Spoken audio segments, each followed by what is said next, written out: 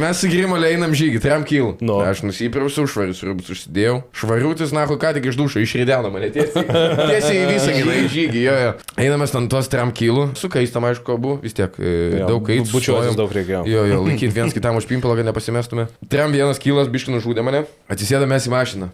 Grimalis, tai esmė, jeigu tu prieitum, atrodo, kad jis ką tik iš dušų išėjo, o ne iš žygį. Jo. Aš atrodo, kad 10 metų gatvį gyvenau tiesiog, kad aš dušą mačiau vaikystėje tik tai. Tai esmė, tas smarvė, kur stovėjo automobilį, aš nemanau, atrodo, kad 3 bomžus veža tenai.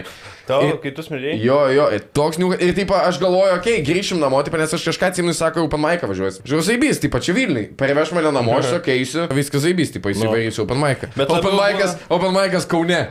Ir jis nevažiuoja į Vilnių. Mes važiuojam tiesiai į Kauną, aš mic'ą tik pasikeičiau.